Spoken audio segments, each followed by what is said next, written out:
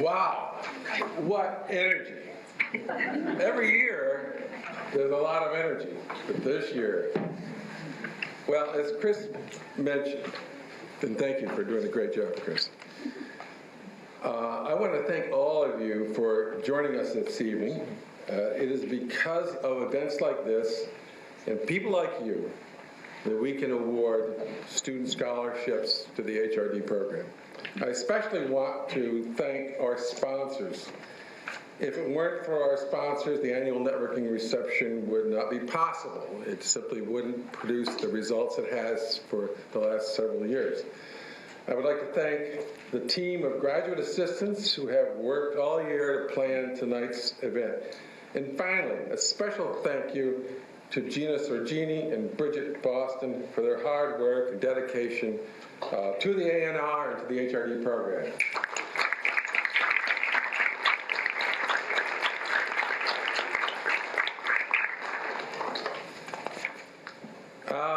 It's been an exciting year for HRD, as you could tell from what Chris just said. And this is our 34th year of being in business. Next year, in 2015, we will be celebrating the 35th anniversary of HRD and the 30th anniversary of Villanova's graduate student chapter, which has won probably a record number of the Superior Merit Awards, which we decorate our office headquarters with. So what I'm suggesting is mark your calendar for Tuesday, March 24th. That's just about exactly a year from now, and you'll be informed between now and then, but hold a date because we know you're all busy. This year, 2 of our promising students received competitively awarded scholarships from local SHRM chapters. Chris, want to stand up? And Brittany, you're right there. Did you two stand up?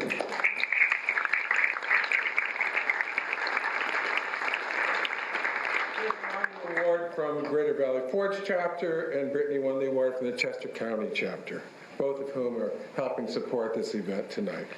During the past year, many of our students were involved in research supervised by their professors, and the students who published or presented as co-authors on such topics as innovation, workplace violence, and the experience of LGBT people in the workplace included, and you can pop up as I read your names, Lucy Oley, Lindsay Rock, Brittany Miskey, Megan Bosler, Noelle Luthelder, and Cheryl Work.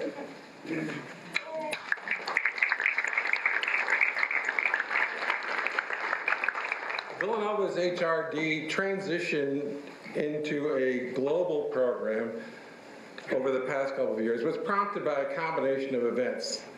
One was the move to the UK by our longtime advisory board member, Mark Servadidio. I had just heard from him today, and he congratulates us. I said, we're doing well, we're doing really well. But if you get to fly back as supersonic, that would be wonderful.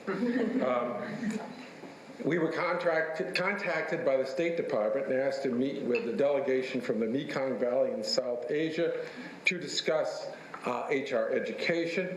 And you know where the other place they wanted to go in the whole of the United States? They wanted to see us, and they wanted to meet with people at Penn. So it's a concentration of something in this area. We then created a separate global advisory board, and we became an affiliate of the International Employers Forum. So all those things have helped propel us along to being a program that's really interested and on top of the topics of tonight's discussion. Now, tonight's program will be moderated by Celia Joseph Esquire. Celia is of counsel in the Philadelphia office of Fisher and Phillips, which isn't too far from our location at present. It's a law firm that represents employers nationally on legal matters affecting the workplace. She is a member of the firm's International Employment Practice Group, as well as its Affirmative Action and Government Contractor Practice Group. She has U.S. and international employment law experience, including harassment and discrimination prevention, employment law and corporate compliance training, employment policies and procedures, investigations, diversity and affirmative action, and more. Ms. Joseph is a co-author of the PBI, Pennsylvania Employment Law Desk Book. She's a summa cum, she's going to blush at this, I'm sure. She's summa cum laude and Phi Beta Kappa graduate of Temple University. She received her law degree cum laude from Temple University School of Law, and an MBA summa cum laude from Drexel University's LeBeau School of Business. She's a member of the Board of Directors of Phyllis Sherm and a member of the International Bar Association's Discrimination Law Committee. She's been a friend of Villanova's HRD program since her time as a member of the HRD department at Roman Haas Company, where many of our best graduates served their internships in the early years of their careers, including General George Schwartz, who contacted us because he was unable to make it here, Melanie Stefano, who now resides in Sweden, Govi Rao, who may be here, but is probably on business flying across the Atlantic, and Dave Nosek, who I know just came home from his job in Delaware. Please welcome Celia Joseph back to Villanova.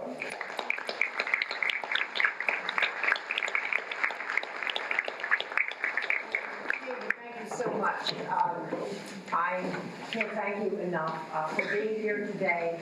And David took the words out of my mouth in terms of my involvement with Villanova University HR Master's Program. I was at Roman Haas for 25 years, and I got to know about Dr. Bush and the program through the wonderful students who interned there. I used to teach employment law here from time to time, and then I got to work with these wonderful professionals. So it is, I mean it from the bottom of my heart, an honor to be here with all of you and with Dr. Bush and Dr. Sawyer and you know, all the people that helped put the program together, Chris and Noel and others. So just first, let's start with a little bit what we're going to do, and we want this to be fun, we want you to give up. Are we taping? I have a question. Okay, I just want everybody to know we're taping. I'm sure it's a lawyer now. We can't leave so that when you ask questions, you know that you're being taped and so forth, and if you don't want to be taped, questions, don't ask them. So that is important. But what we want to do is we have these incredible professionals here who are, they're going to tell you about themselves. I'm going to tell you a little bit about them. And together, all of this, along with Dr. Bush, the team, and others, put together a soap opera. Okay, we're going to have a little soap opera tonight, and it's going to go through the life of an expatriate, and with it, we're going to have information and questions shared, and we want questions to be asked from the audience and do that. And the one thing that Dr. Sawyer's students kept on bringing home to us, and we were working on this, is that we had such a good time. You all met me at dinner. We had such a great time. But we have to keep on remembering we're here to help give information to those who are going to be, who are HR leaders. We're going to be HR leaders in the future, especially those who are interested in international employment and HR practice and maybe even law. And so with that, we want to keep on bringing that information to you and making sure that you're learning from this. So without further ado, I'm going to just briefly introduce each of the panelists, and I'm going to give them a chance to tell you something about themselves. We have Charity Hughes, who is the HR Director, U.S. and Canada, SCA Americas. And I have to tell you that Charity, along with Will, the three of us are on the Board of Directors of Philadelphia Sherman. So we're great friends. Tell you that. So Charity, thank you for coming here tonight. Will Farku, who is SPHR Director, Human Resources Advisor, Global Manufacturing, who is just going to be starting an incredibly exciting global job. I'm sure he'll tell you about. Will, thank you for being here. Thanks for having me. Jennifer Lee, Global Mobility Manager, Cigna Corporation. We worked with each other in the past, and she'll tell you about herself. And Luis Bontello, who's Executive VP HR, Panasonic Lighting Americas, who I understand had got your degree online from Villanova and flew here from Nashville. Yes. To be here with us, and actually flew up before to even practice with us and work through. So I thank you both.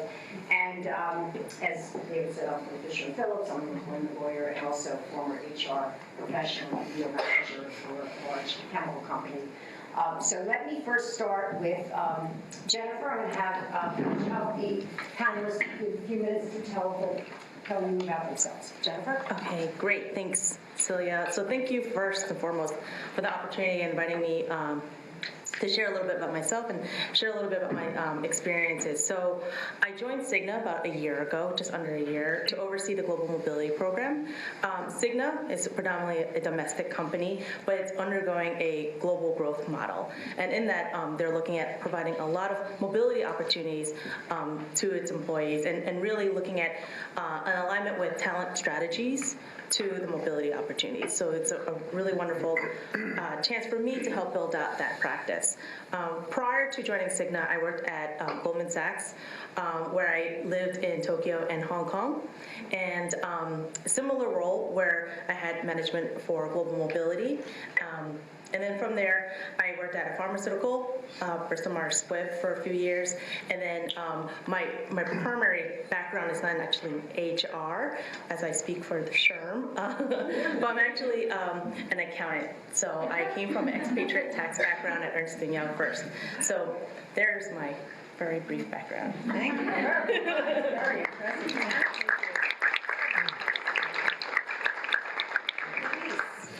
Okay, well, thanks to everybody, especially the group that invited me here. I really appreciate the opportunity to be here in front of everybody and get to talk to you. From a global standpoint, I've worked in Mexico for a little over 4 years, seen it in various stages of it's very secure, things are going great, to it's an extremely dangerous place as it is right now. After that, I was involved in working in China, starting up three operations there, including staffing, local staffing, and also expat staffing. And because we were a smaller firm at that time, you use your talent wisely and efficiently. And so I was involved in government relations, working with agencies in China, signing leases on behalf of the company. And it was a very, probably one of the most rewarding experiences I've ever had. I'm extremely proud of the HR staff I was able to develop in China. They're still very close to me. We established, I think, lifelong friendships, and it was really good to see how they developed. I've also worked in Canada. We have a company there that we purchased, and in every country that I've been in, I can honestly say that what you learn in one country doesn't always transfer very well to another country. And in Canada, what I found out there is that provincial law supersedes federal or any national law, and especially when we had operations in Quebec and then in British Columbia. So it was a very good learning experience. I'm still doing a lot of work in those countries, and I still enjoy it, and I'm happy to be here to share what I know about working someplace else other than the U.S. Thank you.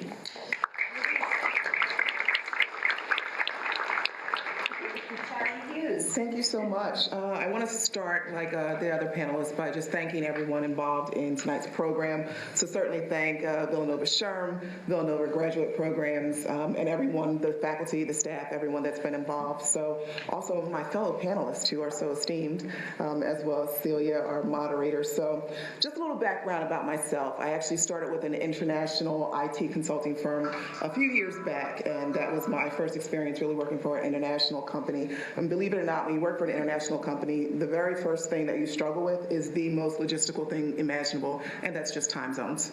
When you're trying to schedule a meeting and everyone's in a different time zone, that's probably your A, B, and C of working for an international or global company. After that, I've been working with my current role in my current company, which is SCA Americas. We're part of SCA Group, which is a global hygiene organization. We are actually based out of Stockholm, Sweden. and you'll see a little bit more about Stockholm later. So we're based out of Stockholm, Sweden, and I was actually in the office today just thinking, who all do I work with? And I had to sit down and think about all the expats that I have in my office right now. And I have Sweden, France, Mexico, Germany, Norway, Chile, Brazil, England, and I'm working with colleagues all over the place right now. So time zones, languages, all of that, it's some fun stuff, to say the least, in HR. So I'm sure we'll get through a lot more of that. So with that, I'll turn it over to Will. Thanks, Sharon. Good evening, everyone. My name is Will Farco, and like the others, I really want to thank everyone for inviting me tonight, especially Katina for extending the invitation. It's been a pleasure working with everyone up to this event, and it's humbling to be sitting here for sure. So I have a fairly non-traditional HR background. Did my undergrad in hotel restaurant management. I was a chef for 5 years before I get into HR. It's really interesting to sit here 20 years later knowing that I've kind of made it in HR. So for those people that haven't started in that realm, I'm here to tell you that try being a chef and then going into HR. So I have both pens and knives in my office. But I've been in human resources for about 15 years. I've worked in a variety of different roles, all global in nature, primarily in talent acquisition, compensation, project management. And then in 2006, I was recruited to YF to recruit for our enabling functions out of our Collegeville office. And primarily, I was recruiting HR professionals. So as I look out into the crowd, if there's any people that I said no to, I apologize. So I'm happy to say that I'm still with YF. We were acquired by Pfizer a few years ago. It was a difficult transition, a lot of change management.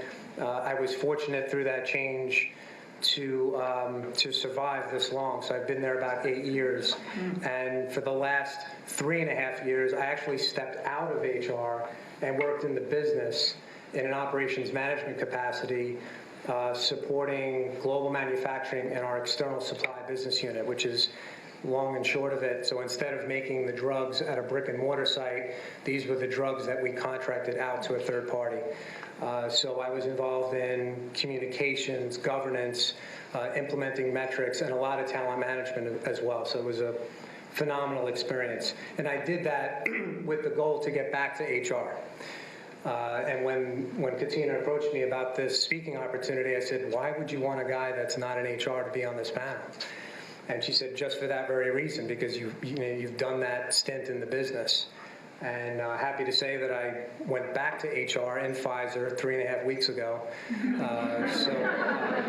Really fresh. And I'm now Director of Human Resources for Global Manufacturing Emerging Markets. Have oversight for 19 sites, 3,500 employees. So I'm thrilled to be here. I have a very exciting position in front of me.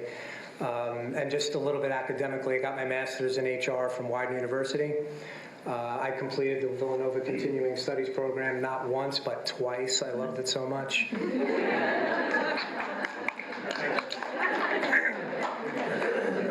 Got my SPHR about a year ago.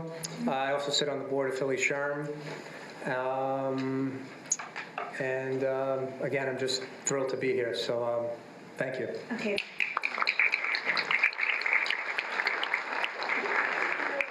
I didn't realize that I couldn't see, so I'm going to just move over so you can see. So before we begin this program, I think I will, I'm the moderator, but I will be somewhat interspersing information. And you've heard about the exciting careers of each of these 4 panelists and how exciting it is to be in international HR. And just a quick background, I got into international HR employment law accidentally. New lawyer, Romanov's company, and the very first day they had me doing international employment law in Europe, talked about redundancies, didn't know what it was, and by the end of my career I was the global employment law and EEO manager, and although most of my work, and I don't know if panelists will agree, was usually at 3 in the morning in my house, I did get to travel a lot, do things like spend a month doing harassment prevention training in 6 Asian countries, went all over the world, got to do all sorts of exciting things. And I'm mentioning this because each of the panelists talked about countries they've been involved in and background.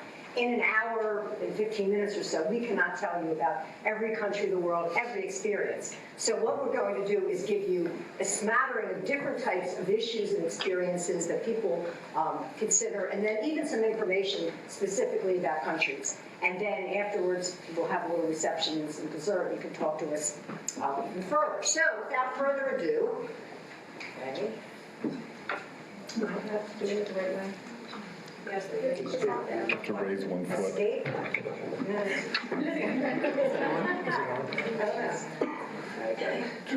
Is that it? Okay, so this is As the World Turns with Samantha and Expatriate's story. It is a soap opera, and what we're going to do is go through the story and then ask for various questions of the panelists that we have prepared, and then we can intersperse as well. So, the first hypothetical, we said there's 5 hypotheticals. Samantha is a U.S. citizen hired directly from college to work in sales at Widgets, a U.S. company, in its Bozeman, Montana headquarters. Samantha quickly shows she has high potential, and management sends her to Sweden at its Stockholm location for 6 months to learn about global management. So that is the beginning of our soap opera. So what I'm going to do is intersperse questions, and I'm going to start with Charity. No, spends a lot of time in Stockholm. And we're going to talk some about company policies and practices. So the first question, Charity, would be, how important of a role would you say cultural intelligence plays in helping to foster trust between expatriate leaders and their host country nationals? I would say trust is probably the foundation of the relationship that you can build.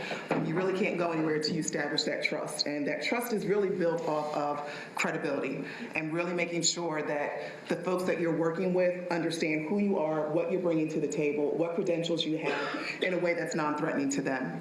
So you've got to speak about your experience, what you've done, what you've been able to accomplish, and what you're hoping to accomplish in the current role in working with your partners. But at the same time, you've got to be non-threatening to them. You've got to come at it in a way that is culturally intelligent, that they feel as though they're going to learn through the process as well. And credibility is so important. I actually, not to put this out there like this, but I actually wrote an article for SHRM, and it was really about how do you build trust, particularly in the C-suite. And there's not much difference to what you do in the C-suite to what you do when you're working with global organizations. And that first part is really about curbing. It's about that credibility. That C represents credibility. And to build that credibility, you've got to be really honest about what you know as well as what you don't know. And that's the thing oftentimes when we're working in international assignments or we're working with people globally, we want to act like we know everything when we don't, particularly about their culture.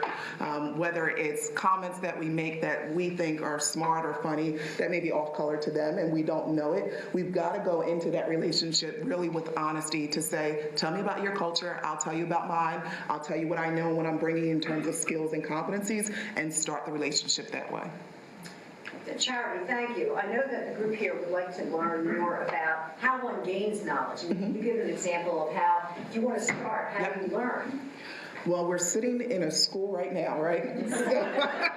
So I would say the first way you learn is really by education. I mean, that's it. And I say that facetiously. I know everybody doesn't want to go back to school, but education really is the foundation of everything. And if you don't want to go back to school, start looking through articles, start picking up magazines, pick up SHRM magazine, pick up whatever, and start to really read about that. And not just read about HR, but you really need to be a business partner. Start learning about the business that you're in. Like Will talked about, he went into operations. And if you really want to bring credibility more than HR, you've got to know your business. So bring the credibility of, I understand the business, I understand what we're talking about, I understand EBITDA, I understand all of those terms, and that's how you start to build your credibility in all honesty. And Charity, thank you. Before we go to the other panels, I want to mention to the group, Charity, would you like to share some of your, Charity does a great job, very, very high-powered, and yet, did you go back to school recently? I am actually in school now pursuing my PhD. And where's your PhD? On leadership and emotional intelligence. So that is what the basis of my research is.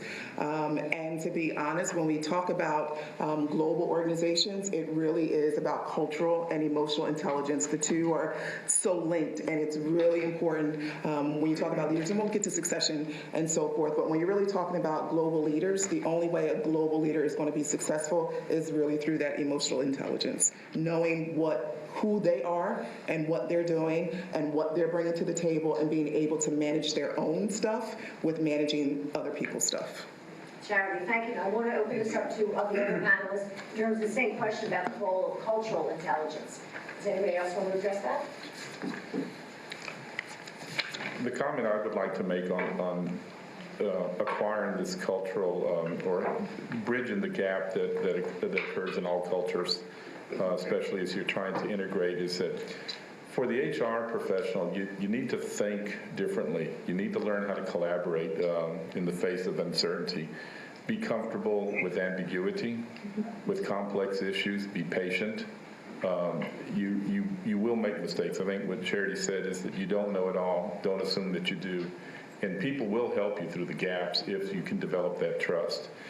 You got to teach yourself to learn differently, and that's seek out different experiences. If you stay in your comfort zone, I know people that we have transferred to other countries, and they act like they're in the U.S.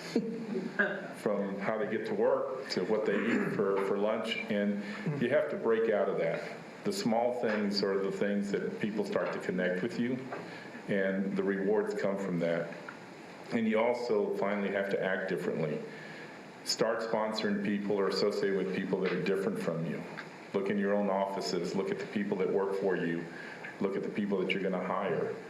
We're so blessed to be in this country. We have this richness of diversity from all parts of the world that you can incorporate into your office and help you with those gaps that you're going to face when you're dealing with people in other countries. And I can't tell you how much that has benefited me from the staff that I have working for me.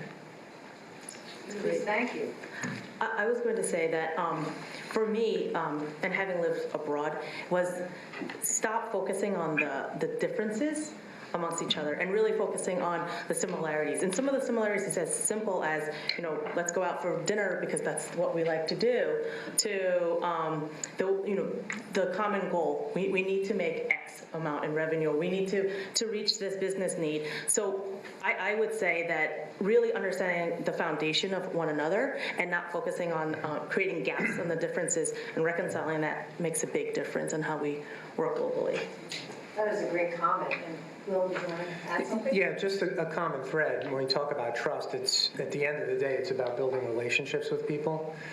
People are people. So when you do get to work with them, whether it be an expat assignment or otherwise, you're going to be spending a lot of time together, maybe not personally, but over the phone and virtually. So make it a point to get to know about that person, like maybe not delve into their personal life right away, but at least just get to know something about them. And 9 times out of 10, wherever they are in the world, you are going to have a link with that person, whether it be children or hobbies or pets or something.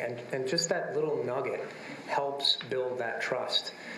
Trust isn't built based on how much you know, but just how you relate with people. So it's just a common thread to put a lot of emphasis on the relationship building. Thank you. Does anyone from the group want to add anything? Yes. Say your name. I appreciate all of your contributions, and I'm just trying to reflect on some personal experiences, 3 years of personal experiences, working as the head of global talent management for a South Korean conglomerate. I was not an expat from a U.S. company. I was hired directly by them. And at that time, there were not a lot of resources to tell me what to expect over there.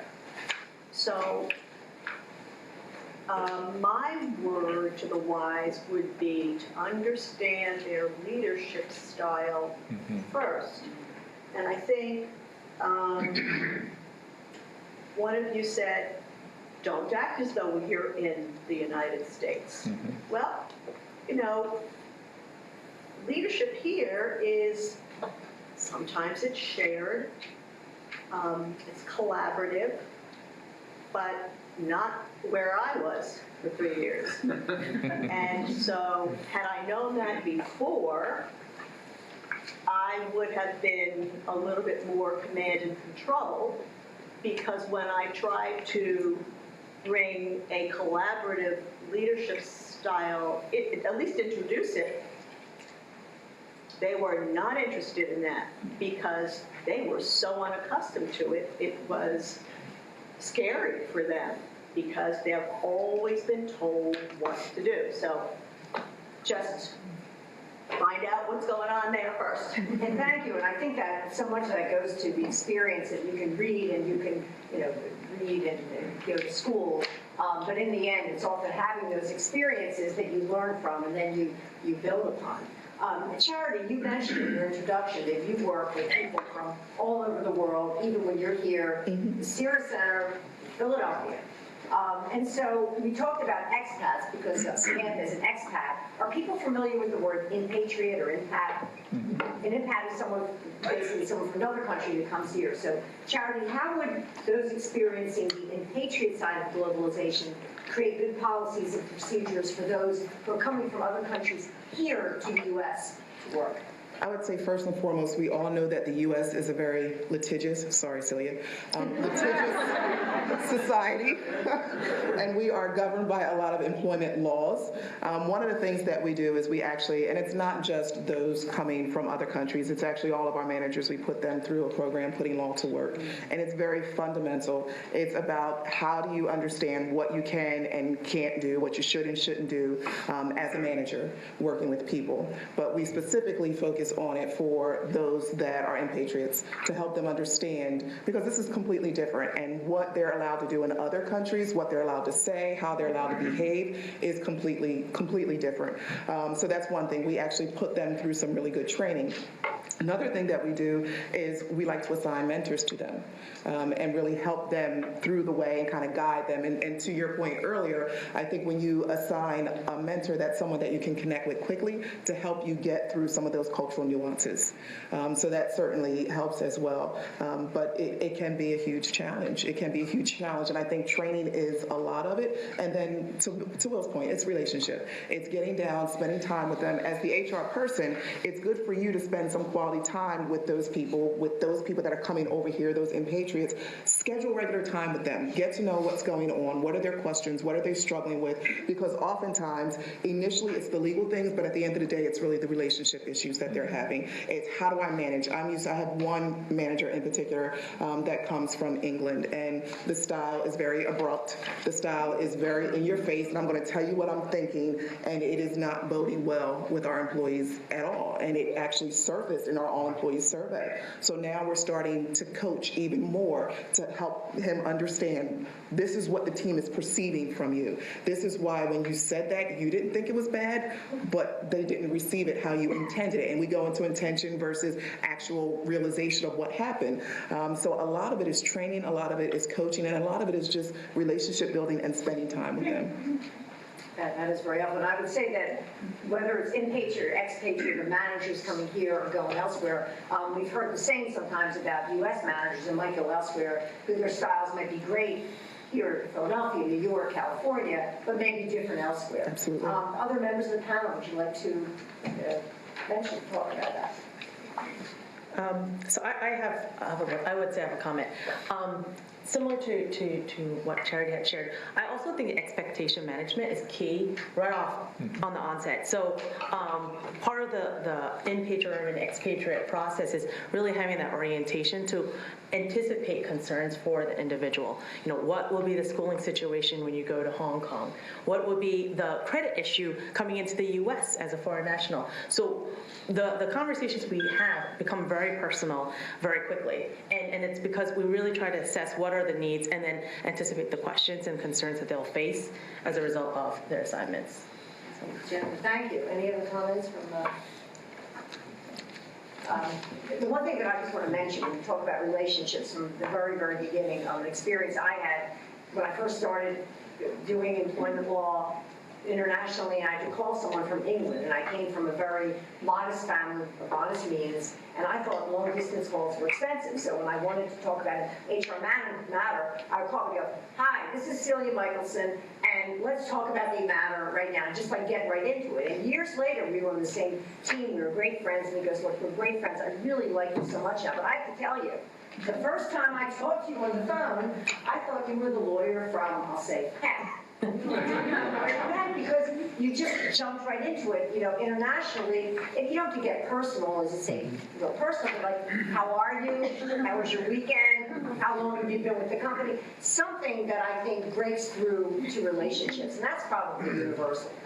Well, just to add on to that, it's also cultural. So depending upon what culture or what country you're talking about, they live off of social, and you're not going to get anything business-wise out of them until you address the social aspect. Certainly, a lot of Latin American countries, they're really about relationship and really about building that. And unless you acknowledge who they are as a person, their family, ask all the social questions, and then you do business, anything else, it's going to appear as rude. Thank you.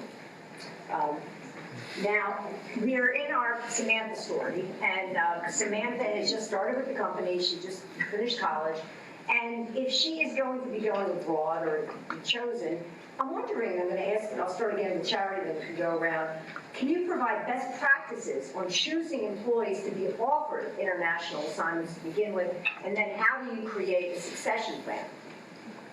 So I would say first and foremost, it should be linked to the business strategy. And what do you mean by that? What I mean by that is, first and foremost, it is, what is the business trying to do? Is the business trying to grow in a particular market or industry?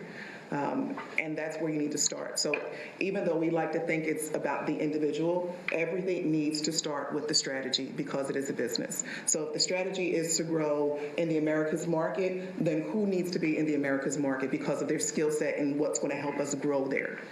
So there's a twofold thing going on. It's the employees that may want to pursue assignments, but ultimately in terms of the organization, it's where are we going to benefit from bringing someone or taking someone. So it really needs to start with the strategy. That's first and foremost. And if it starts with the strategy, it's a lot easier to define who's your high potential and what's going to be the succession plan, because it's all going to be linked to the initial strategy that you've developed.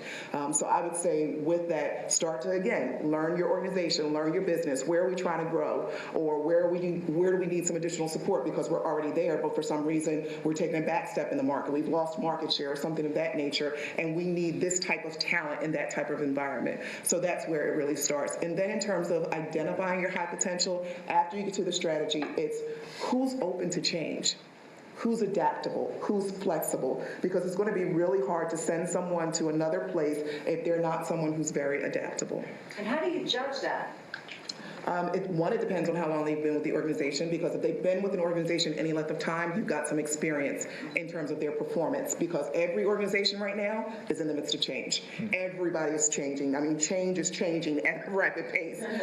So I would say first and foremost, if they've been with your company for some time, you probably have an idea if they're accustomed to change, if they know how to adapt and deal with change well. If they haven't been with your company for a long period of time, that's when you need to talk to them about what change have you experienced over your career. How did you respond to it? What things helped you? What things triggered some negative behaviors in you? And you start to have those conversations. Charity, thank you very much. Anyone else in the group want to respond to that? I think this is one of the most difficult questions, partly because in this field, this is one of the areas where there's a big gap. And it's because taking the time to understand enough of the business strategies and needs and aligning that with the talent and the pool of talent that you actually have that's viable for an assignment, and reconciling that to the cost it's all balls all up in the air that we're constantly juggling. I know for Signal specifically, we've been really working hard on understanding what we call the strategic workforce segmentation, which really just understands for every role that we have, what would be critical, what is considered core, who are the specialists, and understanding that, we're identifying the appropriate mobility opportunities for these individuals. And I would also ask for us to really ask the questions to the business, what are the intentions? is the intention to develop this individual and therefore we want to give the stretch assignment, or is the intention of this is, a compliance need? We need a country manager to actually facilitate business growth, because that's going to drive the different types of support you get from the business and from the company. So we can be really cost effective. We can be very, very strategic in the way we deliver our model based on how we understand the roles. And I think that is a very difficult and complex effort, but we need to put the time in it. And Jennifer, saying that, and just for everyone here in the audience, it sounds like there would be committees that would do that. Is it a committee? Is it one group? I mean, how is that, just briefly, how would that be done? Yeah, so I would say it's, committee is probably work streams, and that involves talent management. We have career architectures that we have to really allocate roles to and really structure ourselves to. And then the involvement of mobility when it's necessary. Anyone else before I go to the next question? Yeah, I just want to add with regard to the best practice. Let me describe the worst practice. It's, who do you have left that nobody wants? Can people relate to that one? I worked for one company that's what they did. They went around. We were building these large refineries, and their best talent, their top performers, were not going to go. They were going to send people that nobody wanted. And there was a lot of work that we had to do after that because of the damage that's done. And you gotta think about the perception or the image that you're leaving in that country when you send your worst, and what they think of you then as a company, as a people, as an organization. Where I have been, where it's done right, is that we look at people with what I call a global mindset, and you don't have to send someone overseas to develop that or determine that. There are global assignments and projects in the corporate office, in the facility, where they're interacting with other people, and you can easily see how well they're doing that, and how well they've already established relationships with people in other countries, and it's a safer bet to go that way. And but unfortunately, I still run across companies that are sending what we have left, nobody wants, and here you go. So don't do that. And it's interesting, the hypothetical, you have Samantha, who's very new, and she's going there. So it's a different model even than what we've heard. Will, do you have any advice on what steps organizations can take in order to build this culturally agile climate and workplace? Yeah, so heard a lot about change, and change is constant, especially in the industry that I work in the pharmaceutical industry. Changes in payers, changes in FDA, patients, healthcare, loss of patent. For those of you familiar with Pfizer, we just had a pretty major announcement recently where we lost exclusivity on Celebrex. So we're going to lose about $2 billion in revenue. You find that out in about 60 seconds. Stock market for Pfizer, it stopped trading for 20 minutes that day. So things change on a dime. About 2 years ago, our CEO, Ian Reed, decided we're going to completely change the culture of the company. And we thought, well, go ahead, Ian. It's 55,000 employees, $60 billion in revenues, 56 countries. That's not going to happen overnight. It's not going to be like a flavor of the month. So it's taken 2 years. And they implemented a program called Own It. And it's an acronym for those of you that like acronyms. So O is own the business. So they treat everyone, everywhere, every place, doesn't matter. You own a piece of the business. W is win in the marketplace. So we want to be number one. We don't want to be number two, and you got to be quick. So that's the W. I'm being tested here, and I'm on camera. N is my favorite. It's no jerks. Let's discuss behavior. I'm not going to tell you what the former adjective to jerks was, but it wasn't jerks. If you want to ask me during dessert, I'll tell you what it was. And the no jerks piece was very important because a lot of people in any place, whether it's a big company or otherwise, some people get taken advantage of. There's bullies. So if you see me fooling around with this coin, they developed these coins that were distributed 2 years ago. One side it says own it, the other side it says straight talk. And this coin gives every Pfizer employee a license. So if you hear something, you see something that takes place in a meeting, and you're sensing corrosive behavior, you pull the coin out of your pocket. And I've even hear it over the phone where you're on a teleconference and you'll hear the coin hit the table, and someone will say, "Hey, wait a minute, you can't talk to charity that way. Let's be respectful of one another. Time out." And it's to put people in check. So at first we thought, really, coins? That's my license, but people carry them with them everywhere they go. Some people have even drilled holes in them and made necklaces out of them. And I've been stopped at airports because I've left it in my pocket, but it does work. It's remarkable. I is impact results. Obviously, we want to get results at the end of the day. And T is trust one another, and we've heard the common thread of trust. About a month ago, we have this annual Own It Day at Pfizer. It's a big deal. And I was in New York, and Ian Reed was speaking in front of a group, and again, he's the chief executive officer, and he had a quote here, and I just have it written here, so I want to read it. Culture is the unique attributes and behaviors which gives Pfizer competitive advantage.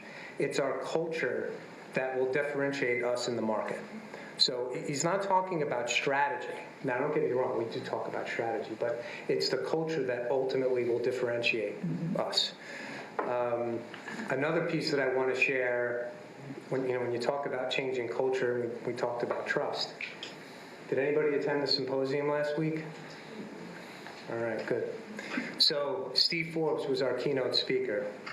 And I was fortunate to be in a Q&A with Mr. Forbes. He wanted me to call him Steve, and I said, "Okay, Mr. Forbes." And he said, some of the most formidable companies are gaining market share by improving trust. And you can only do that by changing the culture.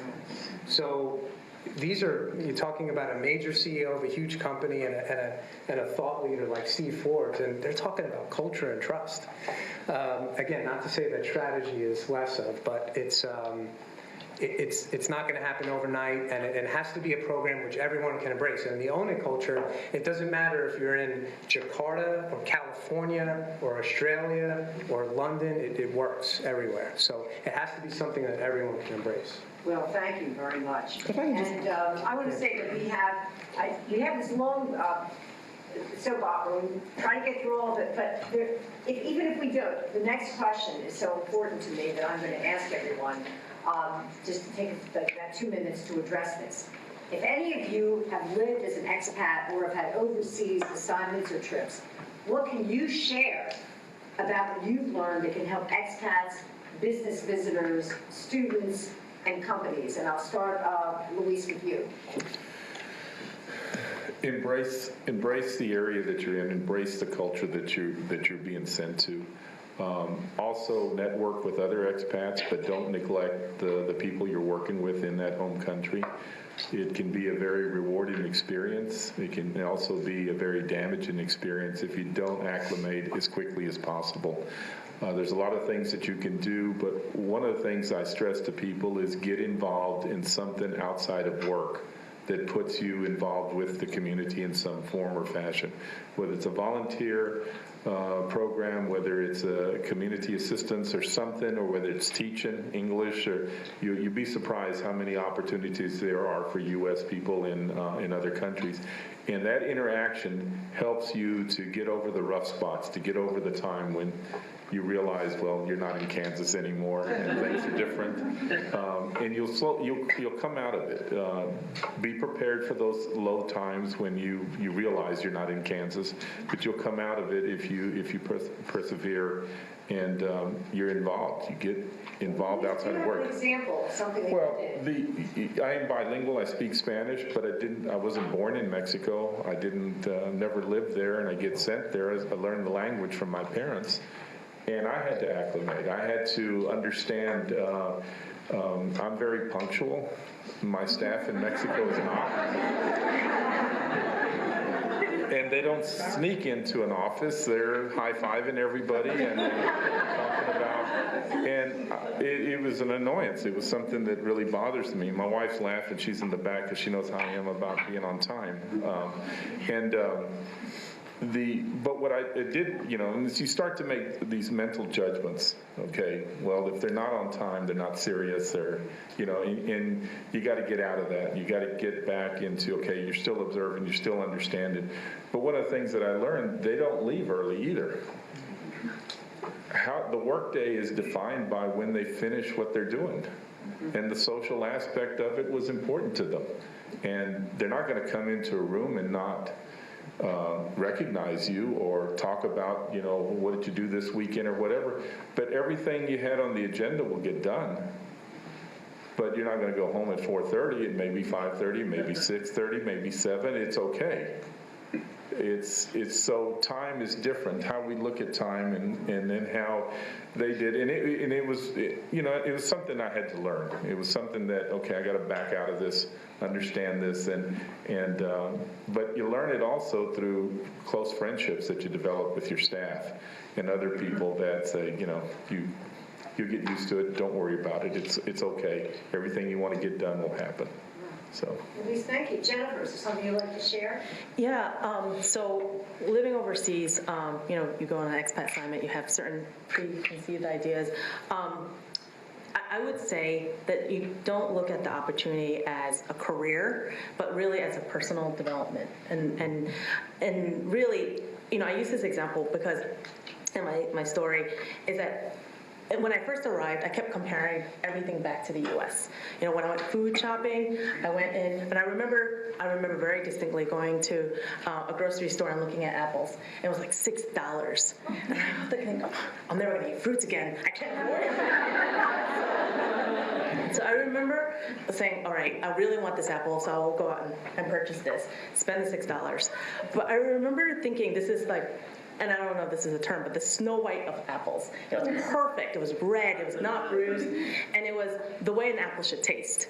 And one of the things I've learned was that the Japanese, and this is when I was in Tokyo, the Japanese took so much pride in the way they produced any and every product, whether it's engineering a car, developing their own traditional handicraft, to even agricultural, growing this apple that I was paying $6 for. It was going to be the best experience, and I really reconciled with myself on the expense versus realizing that I have an appreciation for their culture. That's a great story. Thank you. Jared?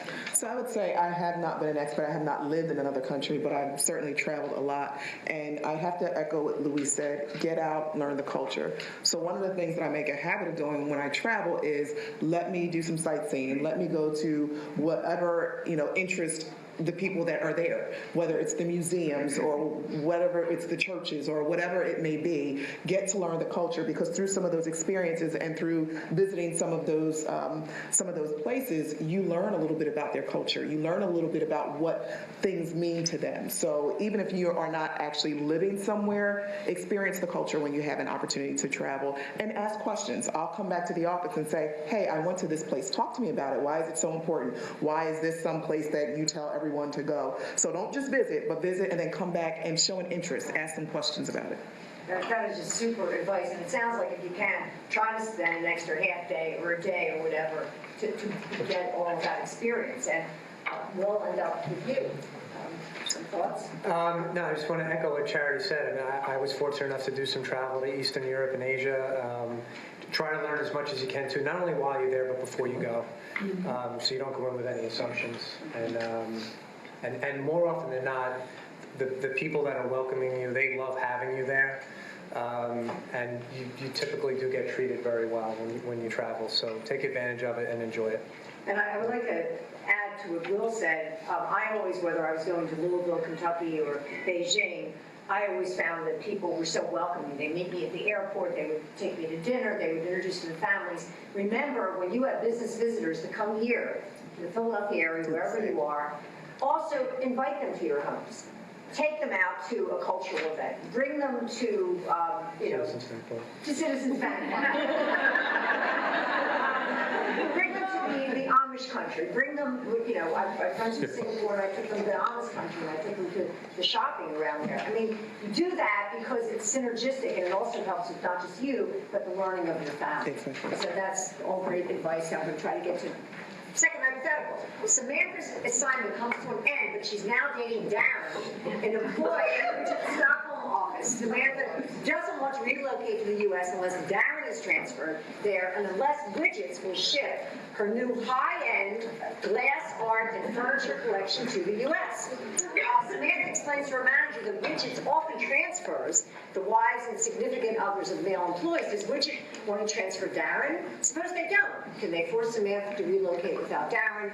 What are the visa issues? Suppose Widgets wants to separate Samantha. Suppose she files a helpline complaint. Now, since we're going to try to get through hypotheticals, what I'm going to do is, ask the panelists just generally if you want to address any aspect of this, starting with Luis. Okay, let's break this down because this is an interesting one. What's unfair here is that we have it written down and we knew about this. Typically, you get the call in the middle of the night and you got to give an answer. And let's start with what we have and we're a subsidiary of Panasonic. We have two policies, and one is a short term. The other one is a long-term relocation. Samantha, in my opinion, would have been on a short term. You're going to go for 6 months. We're going to bring you back every 2 months. You don't have to sell your furniture or any of that stuff. We'll have a place for you to stay. And that would deal with the high-end glass art and furniture because that one I don't have any problem saying we're happy for you, but we're not going to help you. You're saying you would have addressed that in the yes, up front. Yeah, up front, you need to have that clear because a lot of the misunderstandings happen because they weren't discussed, and that one is pretty blatant. You ought to have a discussion. This is not a full relocation. You're going to go there for a total of 6 months. We're going to bring you back every couple of months, to make sure you're connected and then it's over. And then there's a lot of times in HR, especially on the global side, you're managing expectations that come with people. And if you can manage those well, these problems don't happen. But when they do, you need to be able to address it. Now, when you get into Darren and the office romance, first let me say office romances are good. I met my wife 34 years ago in the office. And so you're not going to get me to say anything bad about an office romance. I agree. All right? So they're good. Get that out of the way, check the box. I work with my husband, I agree. Okay. But when you start dealing with this, you got to ask yourself some questions. Is Samantha a Swedish employee under their labor law? Is she a U.S. employee? We're not talking about her citizenship. Okay, you have to ask those questions and understand that. And you answer that question typically by assuming that the laws in the country that she's in apply to her as well. It's always a better assumption to make that one first than that they don't. Because I've been rudely awakened at night to find out the contrary, that those Swedish labor law will apply to anybody that's working in a Swedish company there.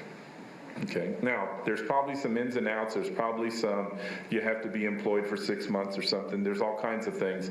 But don't pick up the phone to call the attorney yet. Do some investigative work and understand what's going on and try to resolve this issue with her and the expectations that you had set with her.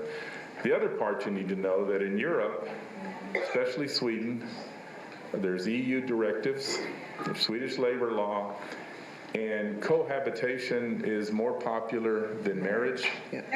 So, and in the U.S., when we talk about relocation, we talk about we're talking about marriage. And in European countries, when we're trying to transfer someone over here and they're not married, I've had companies call me saying, well, what do we do? And I said, well, they are married, act like they are, don't make a big deal out of it because you're not going to win that argument. But how long do they have to live together before they're legally recognized? And now you have an issue. You have two employees. One wants to come back, or one is scheduled to come back. There's an office romance. Remember, we already discussed office romances are good, so don't go there. You can't bring that one up. All right. what I would tell you is that you have to have this discussion with Samantha about staying there. Do you have a position for Darren? Can you make it work? From the visa standpoint, if it's an intercompany transfer, an L1 can apply if that person has been employed for at least a year. There's other solutions that you can look at, but you need to establish that dialogue. You need to get involved in it. And HR is the only person or the only group that can do that, that's safe. Don't ignore it. It's your opportunity to solve a problem, to come to the table with a solution. And so I would start with the expectations, understand the relationship, not that I want to get into anything personal, but, you know, Darren's an employee, do we have a position for him or not? And how do you, and you got to help the organization come up with the right answer. You know, I sit at the exec council and I hear other executives talking about people coming with a problem. They're really going to they start talking really favorably when someone comes with a problem and options, solutions. So it's an opportunity for you to embrace it and figure out how you're going to deal with this one. There is a solution. There is one that's workable. And people on this panel may take a different view, but the high-end glass art and the furniture collection, no sympathy. I mean, I'll sympathy, but that's not part of the deal. It was understood. It's 6 months. It's not a full relocation. Louise, thank you very much. I wanted to mention a few things. One, Louise's comment about coming with solutions when there is an issue. For those of you especially are still in school, maybe you haven't had your first job, remember always what Louise said, because that is throughout your career. If it is like, what do I do? Think about possible options and go in with that, and you'll look more like a leader, so that's important. Second thing, and this is one that I was going to mention some, as somebody who's done employment law for years, and for all of the HR managers who've experienced this, the time to be thinking about all the issues about high-end art, the length of her assignment, the visas, when she's coming back, and so forth, is before she goes.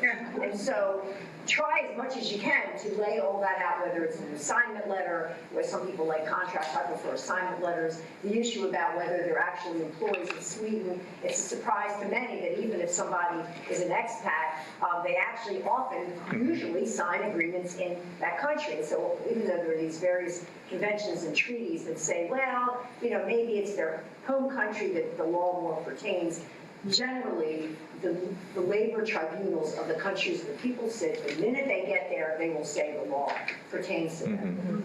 And so the... But the home country law also pertains. Right, the home country, so for that reason, does anyone here know why she was hired in Bozeman, Montana? Why? Why is that important? Why is that important? Because Bozeman, Montana is the only state, not territory, in the U.S. that does not have an employment at will. And that there is a probation period, and after the probation period, Charity knows you can only fire somebody for cause. And so I threw that in there to get into the issue is that people can be covered by 1 or 2 or 3 or 4 different countries. And so to make sure you understand that before you take any action, the managers take action. And so that is the big picture. So I'm going to move along just so we can find out what happens at the end. Well, awaiting Widget's response, Samantha and Darren get married. Widgets has an opportunity to create a new subsidiary in Japan. Widgets would like to send Samantha and Darren together to Japan for 2 to 3 years to help create the company there. And so with this, I'm going to start with Will. What is your advice to managers about leading, and we've heard even a comment from the audience, about leading global teams to foster optimal collaboration now that we have people from different countries? So in a very, very matrixed global environment in pharmaceuticals, it's a way of life, the way we operate. So in terms of fostering collaboration, we've heard some of these comments already, is that everyone needs to be included. So even though they're not in the physical office with you, you want to make sure that you're remembering everyone on the team. Also need to embrace technology as much as possible. Try to utilize video conference, webcams, WebExes, file shares, SharePoints, what have you. So not only just talking to people on the phone, but it definitely changes the dynamic when you can see someone, even if just to see if they're not, make sure they're not multitasking and they're actually in the moment. So I'm just gonna leave it at that. But a manager once told me, like, when you're on a call, like, be present. Don't, because we can get distracted for so many different things. So utilizing a camera is critical. Also, and we've heard this already, be inclusive and be respectful of cultural differences, be respectful of holidays, be respectful of religious events, and also remember the time change that we talked about. So I never thought I'd use that app on the phone that gives you all the different areas of the world. Yeah. Mine's like 23 countries long right now, so be mindful of all the various time zone differences, and you're not scheduling a call with somebody. For you, it works out at 10 a.m. Meanwhile, it's 12 a.m. or 6 p.m. or even on a Saturday. So you definitely have to be mindful of that. Was there a comment there? Yeah. I just wanted to add one more thought, and that was, as you learn about the culture into which you're becoming immersed, know where your boundaries need to end for whatever purposes they must. For example,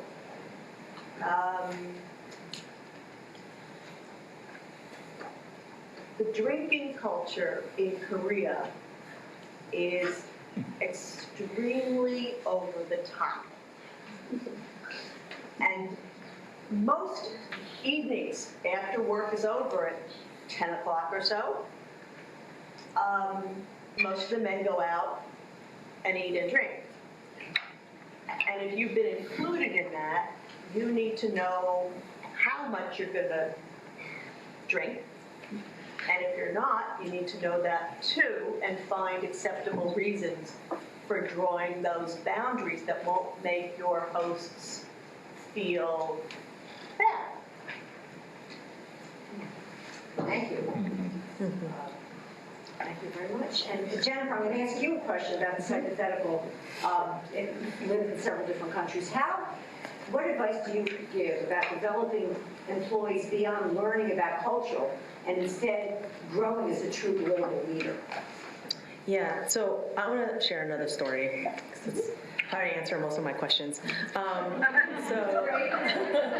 it's really just relating to the fact that identifying that common ground. So when I first moved to Hong Kong, I reported into the Asia regional head, and he, had a team across the region, predominantly in Hong Kong and Singapore and Tokyo. And when I had my first one-on-one with him, his first question to me is, am I feeling safe? Am I making friends? He didn't ask whether or not I'm acclimating to that new environment. Am I understanding the Chinese culture as it is in Hong Kong? He didn't ask a single question about that. He really wanted to make sure that I felt, as a single woman in a new environment, that I was safe. And to him, that was a big priority, as well as a behavioral aspect of who he was. And he also wanted me to feel as if I could fit in. He wanted to make sure that I can feel at home in this new location. So to me, I feel that a true global leader really understands the team that goes beyond just culture. We really just identify with one's own behaviors as well as own competencies about oneself and what they deem as important, as a value. So, and then again, really understand what is that common goal and thread of pursuing stakeholder engagement and whatever it may be that drives the business and drives your responsibility. And so I would say that for me, a global leader really looks at everything from a much broader perspective than just looking at the culture. So that's my take. Thank you. Anyone else who would want to respond? Yeah, I'd like to ask, how many people here have had a global assignment or frequently go to a foreign country? I'll take California as a foreign country. Okay. Thank you. Any other comments on that. One thing I do want to mention, just a quick comment about the fact that Samantha is a U.S. citizen working for a U.S. company, first in Sweden and then in Japan, and just for everyone to understand that the U.S. federal anti-discrimination laws have a long arm, and that they protect U.S. employees working for multinational companies, even when they're in other countries. And so if Samantha is experiencing discrimination or harassment that could be under Title VII or AIDS Discrimination Act, she could, in any of those countries, bring a case in the U.S. as well as possibly in those countries as well. Question? Following on with that, to raise an issue that I struggle with. We've been talking about the positives, the respect, and absolutely we should. What have you faced where you're in a country where what is both culturally appropriate and legal violates your values, like discrimination against women? Got examples? Oh, yeah, in Mexico, we had an ad for a receptionist, 18 to 24-year-old female, send photo. Okay, you look at, I read the Mexican papers and you'll see ads. They need a route salesperson, male, 28 to 37. You know, it doesn't, you know, those insult my values. And what was funny about the receptionist one is that the HR manager of that factory was female and believed that it was appropriate, that it ought to be someone stunning in the front, sets a good example, a good image of who the company is. You go to conferences in Mexico a lot and they'll have beautiful young ladies in bathing suits with a ribbon in front of the booth. That's a job, okay? It's, and those kind of things, you know, but what do you do, okay? And what you can do in your, you know, you can't, people are offended if you're coming in and you say, in the U.S. we don't do it this way, okay? If you like the U.S. so much, just go back. You'll get that. But what you can do, and what people will embrace, is what are your values? What are your mission? What's the company's values? And you can address it that way and say, look, what you're doing here doesn't fit with how we interpret this value. And people don't have a problem in other countries associating themselves with a value statement of the company, because they see it as a global statement, and many times they want to be identified by that company. So you address it that way. If you come in after it with, hey, this in the U.S., it's a lot of times people aren't going to hear it.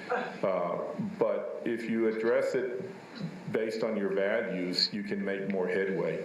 But I see it in China. I definitely saw it in Japan. When you were talking about going out and with South Koreans and drinking, and where's the limit? I don't know where it is in Japan. But it was all male-dominated society. You know, at night when you went out, it was all males, and it's who they are and how they see things and what their sense of right and wrong. But you carry it with you. You carry your values. You carry and you look for opportunities, a place to make a mark. You know, we're looking at someone that's going to come to the U.S., work on my staff, and there's a young lady that I'm excited about because she also speaks Spanish. She studied in Spain. So there's an opportunity there to kind of break that. But you have to look for opportunities. You have to be careful how you do it. Any other comments? To clarify, we were not working with global firms. We were working with local firms. Mm-hmm. So there was no global external influence of values. Yeah.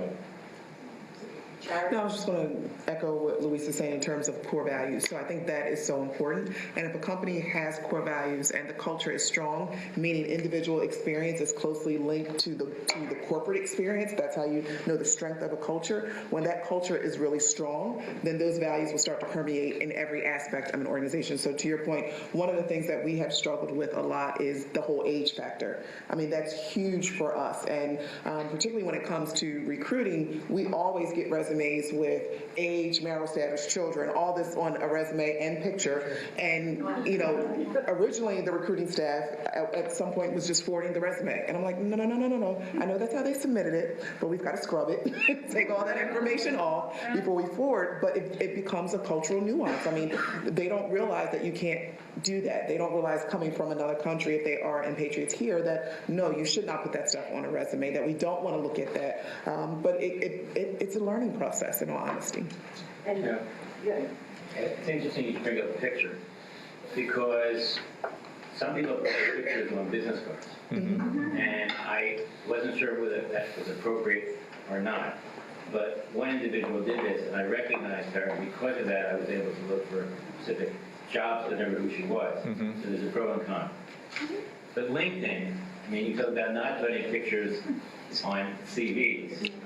LinkedIn is the culture is to have your picture up there. Yes. Which is really interesting, because if you have a CV individual and you're curious to see who they are, what they look like, what their background is, all you do is go on LinkedIn and you find their picture, which is contrary to the concept of not sending a picture in with the CV. I really wouldn't have brought that up, and you just didn't know it, because I think that's fascinating. Now, some people don't put their picture on LinkedIn, and you say, oh, who, I don't care about that. That's too bad. Well, I don't even want to talk to them, because I don't know who they are, what they look like. Yeah, it's interesting how LinkedIn is growing globally. You know, we're using it as a recruiting tool for places outside of the U.S. And the individuals identified with LinkedIn. Right. Which is really contrary to all concepts of the way you see. I can't resist saying this too, because I spent a lot of time in Japan, and the hostess bars, which are part of the phenomena afterwards, you have to be careful as an American, because you say, you know, don't do as a native do necessarily. You have to be careful that you don't necessarily fall into an environment which is radically different than you're used to. So it's nice to try to blend in, as you said, but you can't always blend in, because if you take it one step too far, and your colleagues in Japan, I haven't been to Korea, but I watch a lot of Korean dramas. If they really drink as much as they do in the dramas. But in Japan, you have to be careful that you don't necessarily get too carried away when you get caught up in that environment. And it does cut at 12 o'clock at night most of the time, except for the after. And then, one question, I just want to mention two quick things. One, when it comes to the global companies, and I know that all the international companies here have international code of conduct, that often what you have is a code of conduct that trumps any laws or lack of laws in other countries. That's one thing. The second thing is most countries now have anti-discrimination laws. However, many of them are not enforced the same way. I was just in South Africa, and I heard that South Africa, for 20 years, has an anti-discrimination law. They have the two chief judges for the whole country. They said since 1994, 17 cases have been brought. 17, we get 100,000 EEOC cases a year.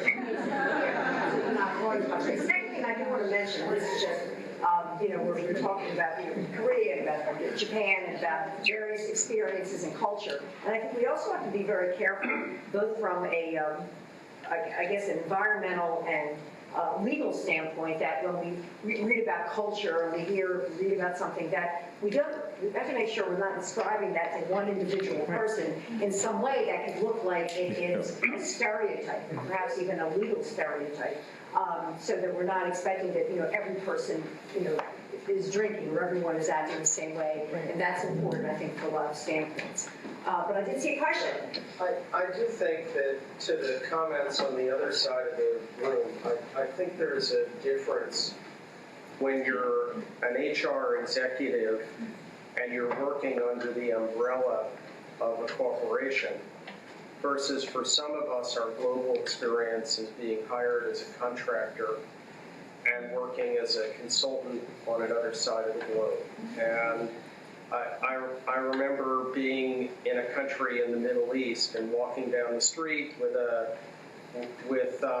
CEO of a company that hired me, and we're talking in native language, and he starts using the native language equivalent of the N-word and talking about those people using the N-word. and I tripped, I fell, I bloodied my foot. I mean, I was just totally taken aback. And I think that, I mean, these are the kind of things that, you know, there was no umbrella of a corporate set of values. And at those points,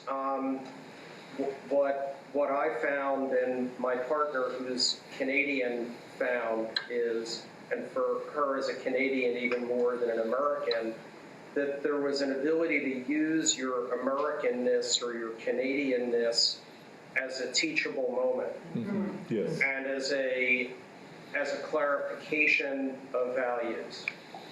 And getting that fine line of it not being judgmental.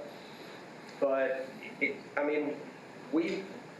are many ways that we're really blessed that we do see things differently here.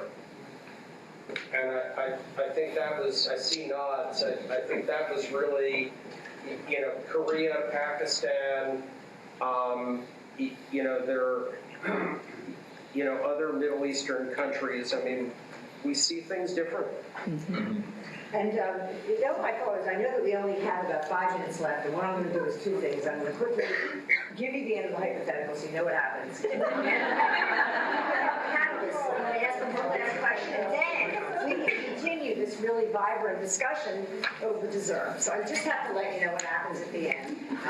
They get sent to Japan, Samantha gets a first child, and then they ask them to leave and we got to tell you, the family does not apply extraterritorial. It only applies to people in the U.S. But usually in Japan, those family medical leave laws can pertain. There isn't actually, people get various leave. The money is usually for insurance. But some countries, depending on how long the person's there, the person may end up in that void of no leave under each country. So what many companies do is they have actually special family medical leave laws for expatriates. So that's that. And then the fifth item, you have here to the end. Following the completion of Japan, they're transferred to Brazil, and even though she's had, you know, a great career, they really are having a hard time in Brazil. The language barrier, the local manager undermines her, and also because of the safety issues that occur in Brazil. It's very tough for her.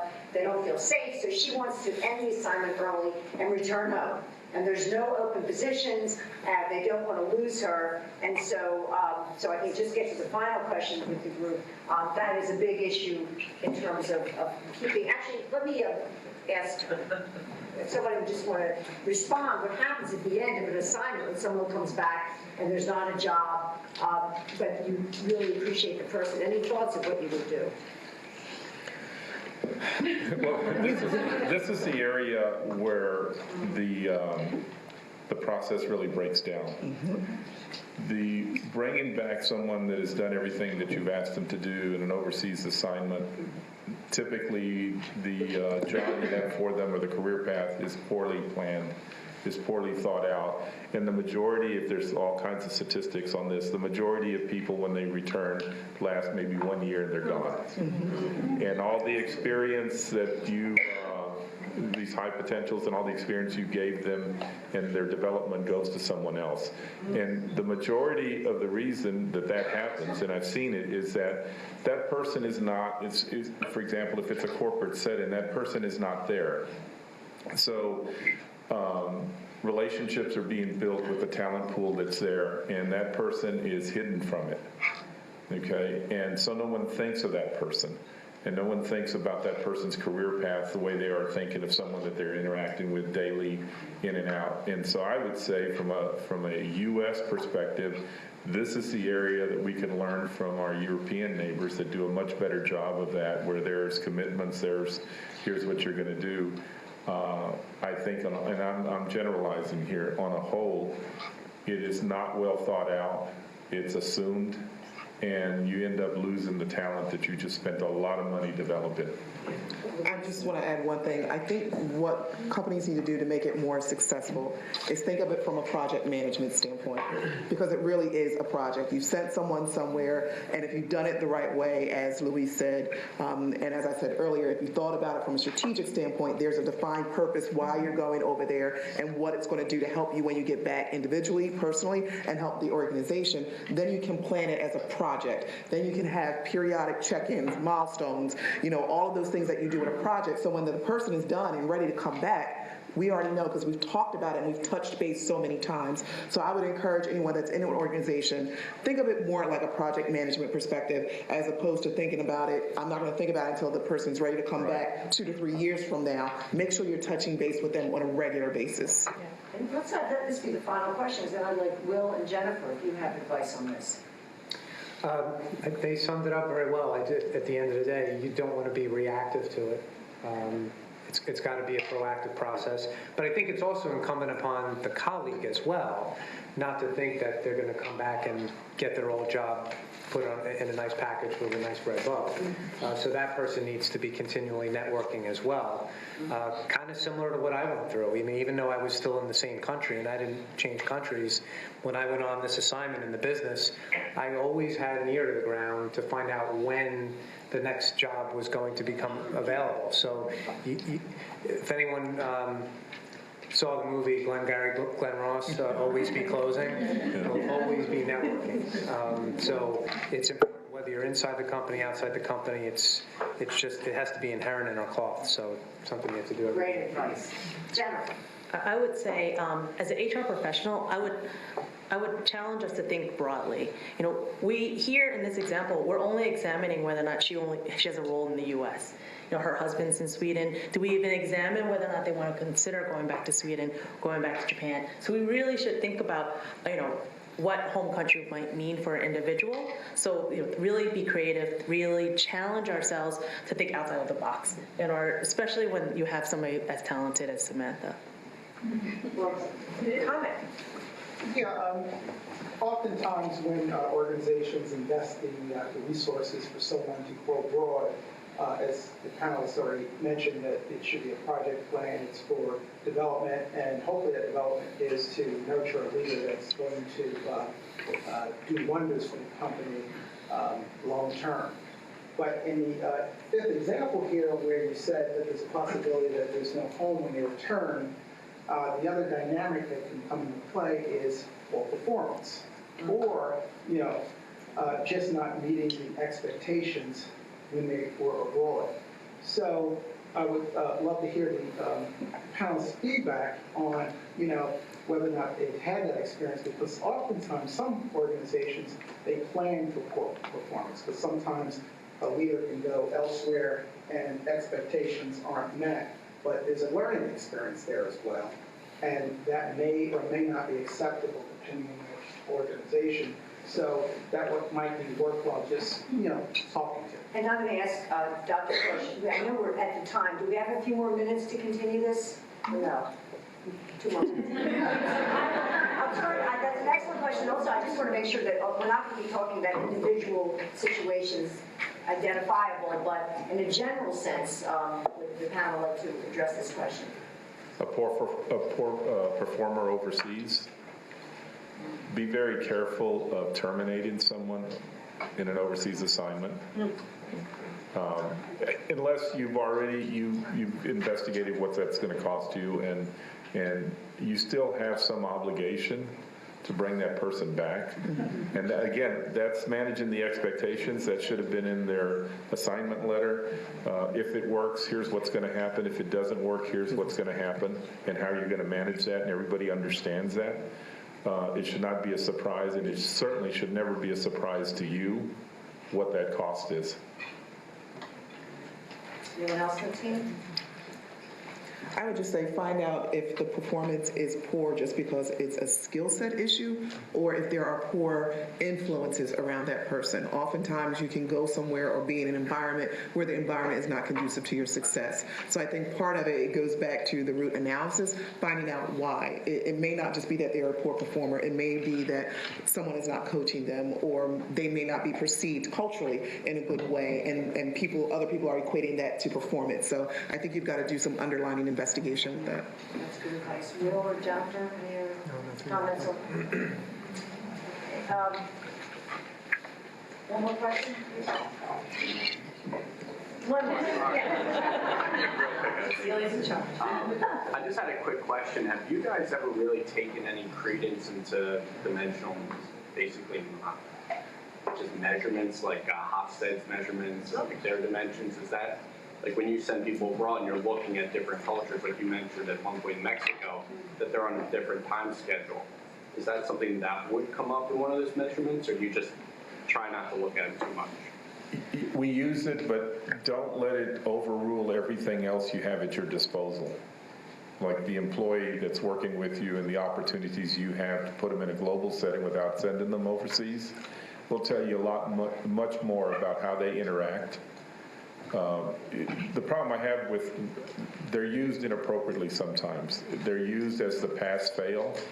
Oh, you did well, you go. You didn't do well. There's other dimensions, there's other factors, there's other perspectives that need to be considered along with it. That's all. So, and I would just want to say from a legal standpoint, both in the U.S. and elsewhere, I'm familiar with those tests. There may be some legal issues when you're having personality tests, how that can affect someone. And then if you're a federal contractor in the U.S. and this can affect someone's job, you could even get into the whole issue of whether you're using, or under the EEOC, whether you're using a test in an improper way. But so I think there's caution. And then I would say that the last thing before we close, and I am going to have like each person just say one last statement, because I want them to say that, is the gentleman who asked about performance issue, just to make sure that whenever you have performance issues outside the U.S., especially expat, third country national, do talk to the appropriate lawyer or lawyers because of all of the laws that can apply and all of the severance and notice and the rules that are in other countries. So I will start, I guess, at the end. I'm going to give 1 minute to each, just the closing statement, what you would want this group to hear about Closing statement. managing. This is one of the things I didn't prepare for. I was just kidding. No, I appreciate everybody's time today. And I would say that living overseas or even working as an international HR professional, it's been the most rewarding. And so I would highly recommend at one time in your life and career that you really consider it an opportunity overseas. Thank you. Luis. Yeah. I tell you, one of the things that I'm spending a lot of time on that I never thought I would is security. We have a dangerous situation with a lot of people that work for us in Mexico, and what are the plans to get them out? Or what do we do when the situation gets out of hand and where they're working, and how do we provide additional security? And that is becoming more and more an issue for us. I was looking at some research, and there's 6,000 U.S. expats in the Ukraine. Who's dealing with that?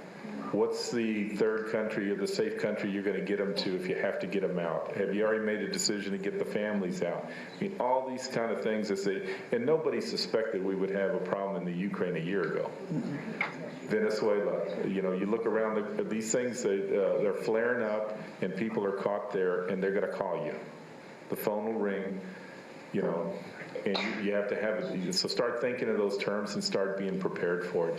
Thank you, Luis. Charity. I would say to that security issue as well. I mean, it gets so bad to the point where we actually, for a lot of our executives, we order dual sets of business cards, one with their actual title and then one without a title, so that when they travel to certain countries, i.e. in Mexico, they don't have to necessarily share their title because there are some security issues. On another note, I would say, in terms of going back to the global question and kind of testing people out, the best way to test people is to put them on a global project where they don't have to travel yet. Give them that exposure, give them that experience. My first day on my current job was part of a project, and I walked into a room and I heard a good 5 different languages all at once. I heard people from Mexico, I had someone from Germany, I had people from from Stockholm. I had people from the UK. I had all of these, and I turned around and looked like, what did I just walk into in the middle of Wisconsin? So I would say the best way to really get experience and to prepare yourself is just to work on a global team first and use that as an opportunity to learn the competencies you need to work globally, and then at some point think, do I actually want to work overseas somewhere? Thank you, Charlie. And Will? Great advice. Tough going last here. So I would just say don't be passive. Ask for the opportunity, even if it's 6 months or 12 months from now. Let your managers know. Let your mentors know. Let your network know that you're interested in getting involved with something globally, because you never know when an opportunity is going to pass your desk. And when it does pass by your manager's desk, he or she will know and say, oh, Chris approached me a couple months ago, or Susan came to me a couple months ago, I'm going to call her or call him. So be proactive about it. But when the opportunity is given to you, take it. Be ready. Be ready. Yeah. Will, that was a great closing. I want everyone to applaud.